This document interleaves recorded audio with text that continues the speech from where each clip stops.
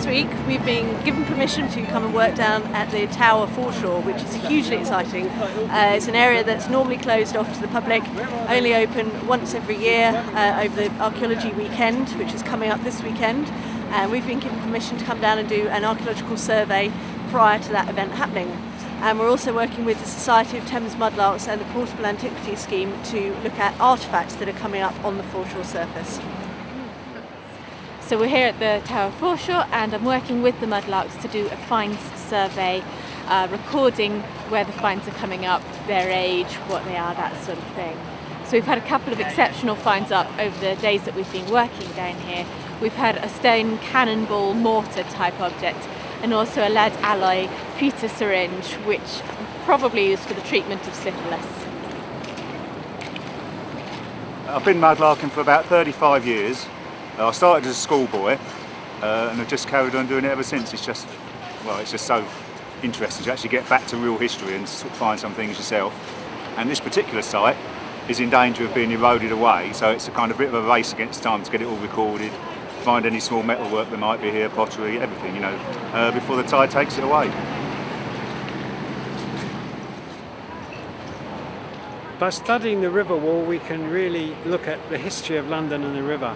For example, this wall here shows us a massive change in building technique with different types of stone, and that's a blocking of the river wall which once allowed the Tower of London moat to flow directly into the Thames. We know it was blocked in 1802, so these stones mark the 1802 blocking, and these stones mark the original, we think in this case, 17th century river wall. And above it we've got a series of heightenings representing continuing sea level rise in the 17th, 19th and 20th century, including of course the heightenings after the 1953 flood and the most recent heightenings which relate to the building of our dear friend the Thames Barrier. We can also look at the biodiversity on the river wall and see how the algae is growing, and we often get right down at the bottom of the foreshore a very clean line which has recently been exposed but no growth on it, and that means the foreshore is still dropping to this day.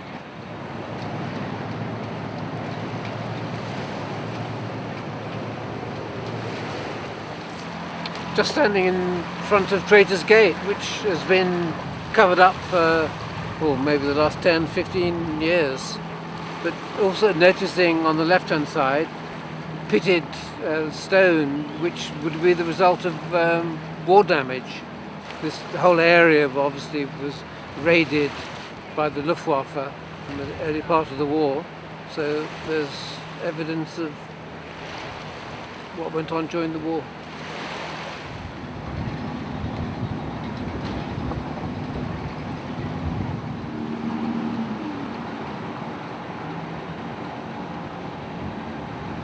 What I'm doing here is updating the alpha survey for the site, and what we've been doing is going around and seeing if these features numbered on the map are still there, if they've changed, if they've been more revealed, and anything new that's not on here we're sort of adding so that we can make sure we've gotten as many of the features recorded as possible.